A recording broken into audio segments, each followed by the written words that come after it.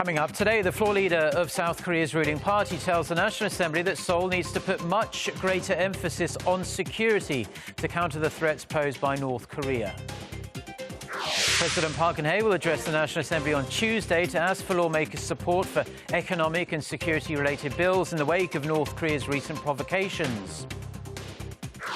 Plus, former Olympic champion Lee Seung-hoon wins gold in the mass start event at the Speed Skating World Championships in Russia. Stay tuned for these stories and more.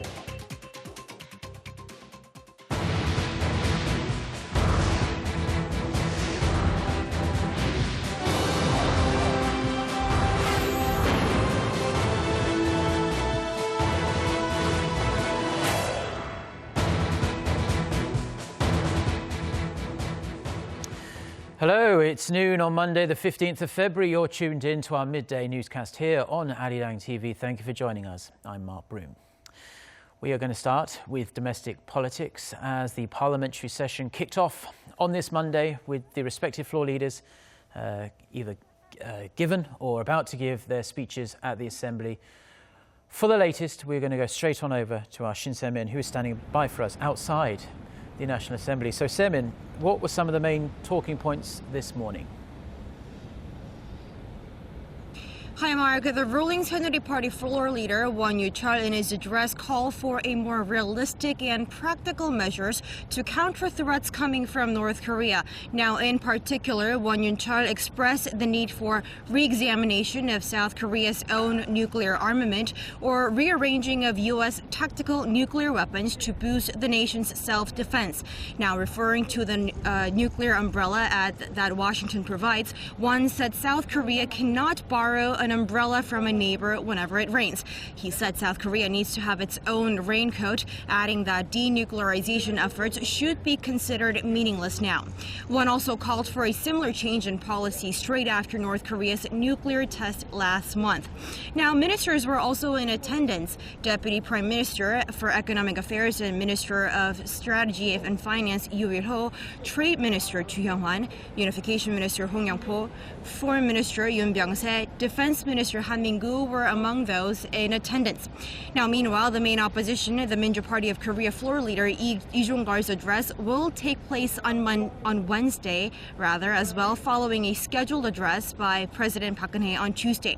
Mark, now for the record, it's not an unusual thing to witness floor leaders attending and addressing the regular session, but there is more attention being paid this time as it's following provocations by North Korea.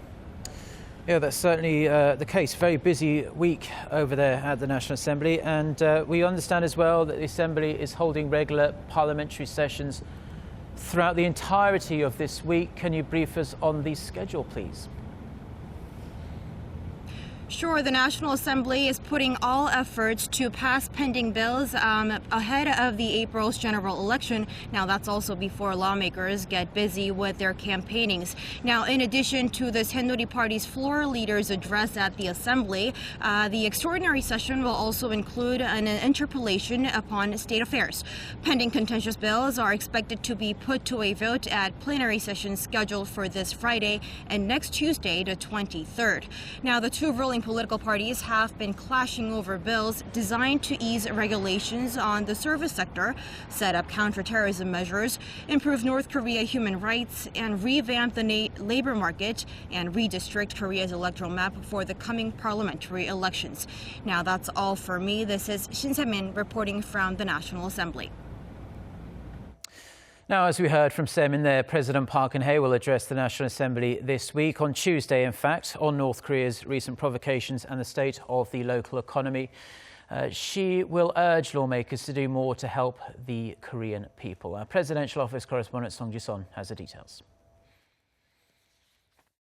안보와 경제는 국가를 지탱하는 두 축인데 지금 우리는 이 두 가지가 동시에 위기를 맞는 비상 상황에 직면해 있는 것입니다.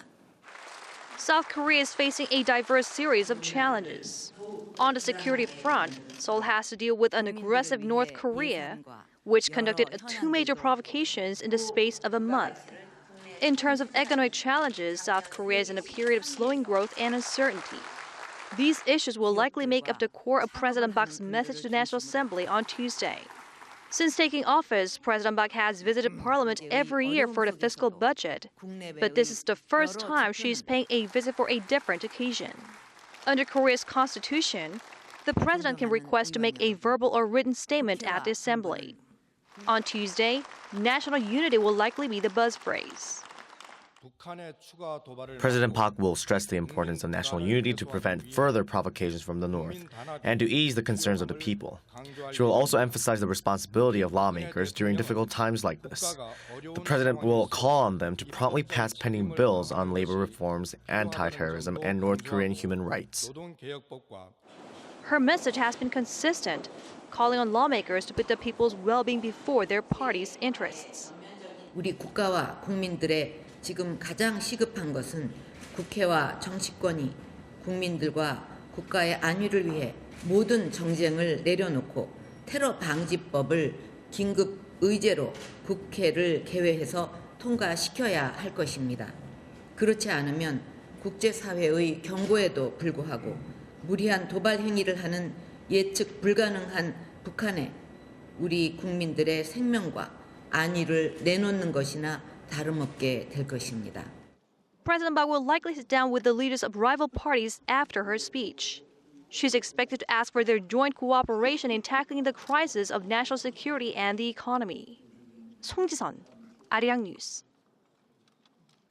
Now, South Korea and the United States are holding a 3-day joint anti-submarine exercise in waters off South Korea's western coast to strengthen military readiness in case of a North Korean provocation. South Korea's Kim Jongun submarine and the US's nuclear-powered USS North Carolina are taking part in the drill to detect, distinguish and trace North Korea's submarines.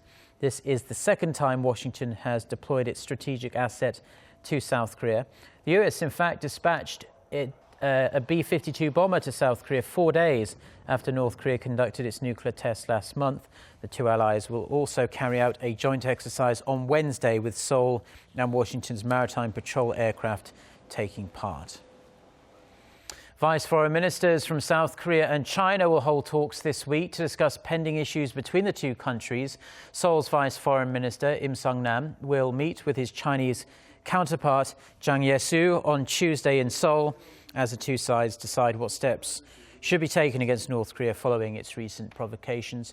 The two sides will also discuss other political, regional and international issues surrounding the Korean Peninsula. Seoul and Washington's decision to begin negotiations for the development of an advanced US missile defense system called THAAD is also very likely to be a hot topic of debate. China is opposed to its deployment, saying it would destabilize the security situation in the region. So, as we just heard there, military officials from South Korea and the United States are going to hold talks this week on the deployment of THAAD to South Korea. This highly sophisticated missile defense system would be used to protect the South from North Korea's nuclear and missile threats. It is a controversial issue, but what do the average man and woman on the street think about it? Our Oh Si-young has the numbers.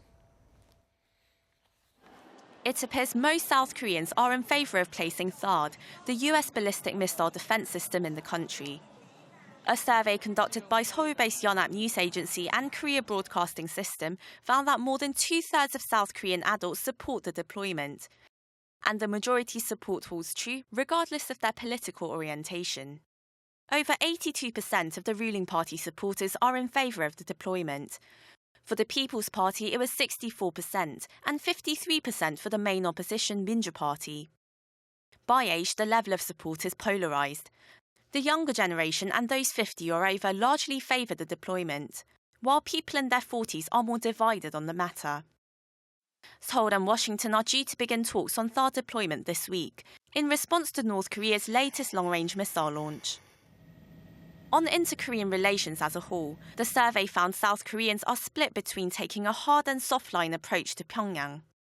Those in favour of a tougher approach want stronger sanctions and would consider military solutions to dismantle North Korea's nuclear programme, while 40% prefer to deal with issues through dialogue. Oh Si-young, Arirang News. Now, North Korean leader Kim Jongun doesn't seem deterred by the ongoing multilateral moves to ramp up international sanctions against Pyongyang for its provocations. According to North Korea's Korean Central News Agency on this Monday, Kim asserted that North Korea should launch more utility satellites in the future by making further advancements in science, research and development. His comments came during a banquet held over the weekend designed to celebrate the successful launch of the regime's recently launched long-range missile that put the Gwanmyeong-song 4 satellite into orbit, and to thank all the scientists who were involved.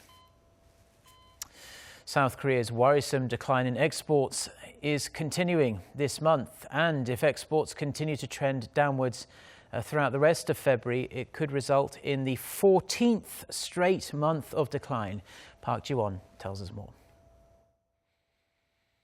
The Korea Customs Service says Korea's export volume during the first 10 days of this month posted about $8.7 billion, which is nearly a 30% drop from the same period last year.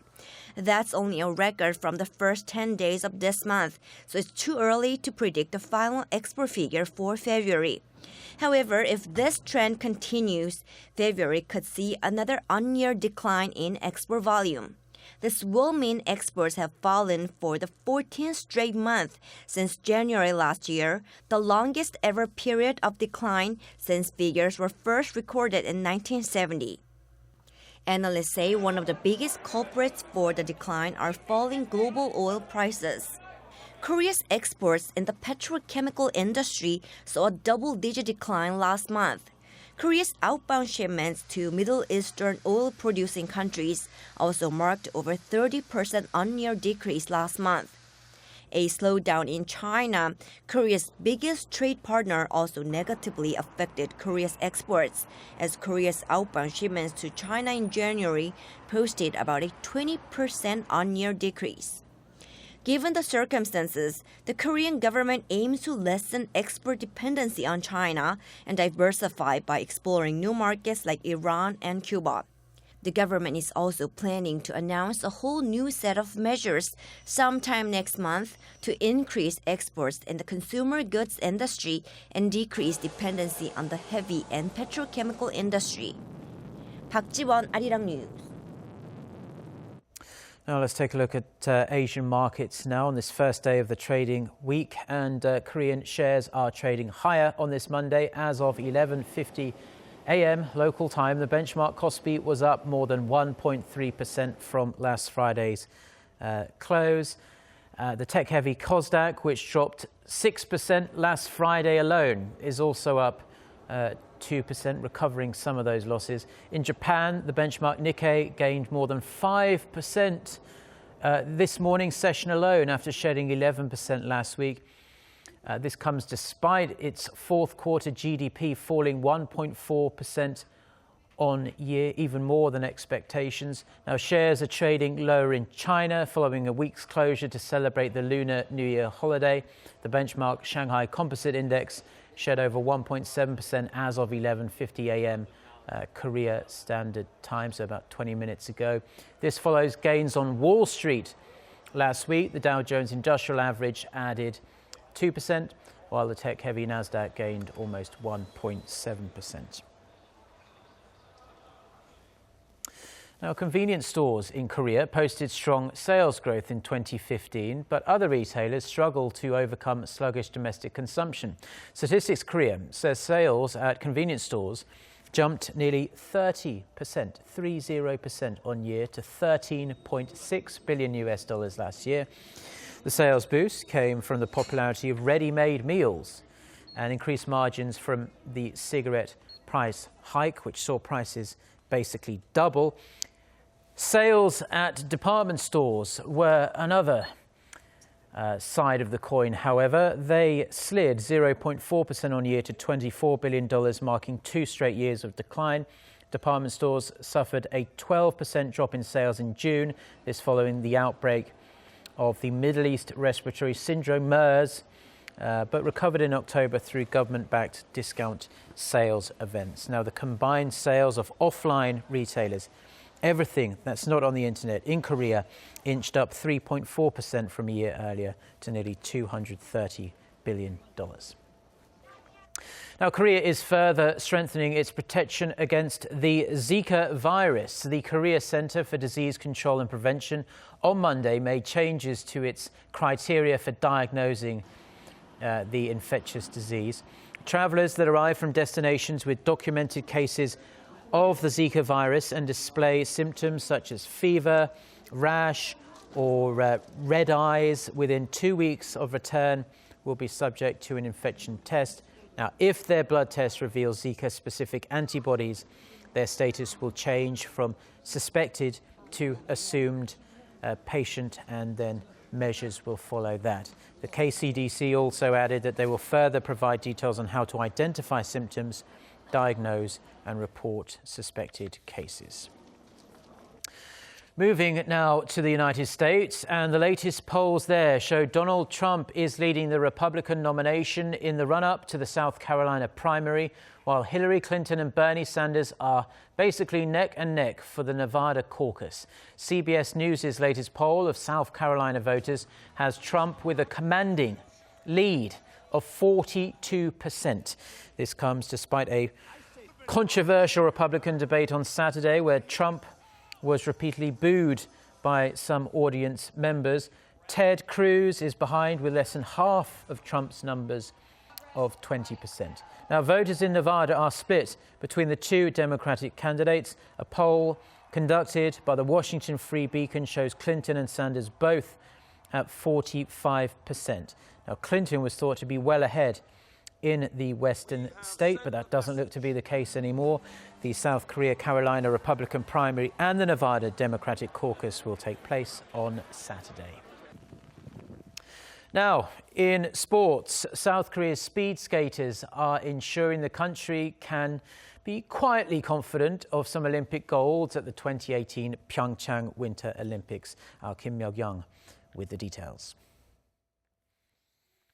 There were more medals for South Korea on Sunday at this year's World Single Distances Speed Skating Championships in Russia. Veteran skater Lee Seung-hoon grabbed the gold in the men's mass start event after a dramatic turnaround on the final lap.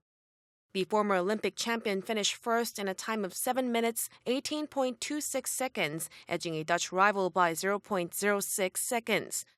With the victory, Lee has cemented his position as a leading gold medal contender for the mass start at the 2018 Pyeongchang Winter Olympics. Short track skater Kim Jongun took the silver medal at the women's mass start, just 0.13 seconds behind the winner. Korea's No Do-hee took her first singles gold medal at the 1,000-meter World Cup speed skating event in the Netherlands. Kim Mo-gyan, Arirang News. Well, that's all we have for now on this Monday afternoon here in Seoul. I'm Mark Broom. Thank you as always for watching. Have a great day. Goodbye.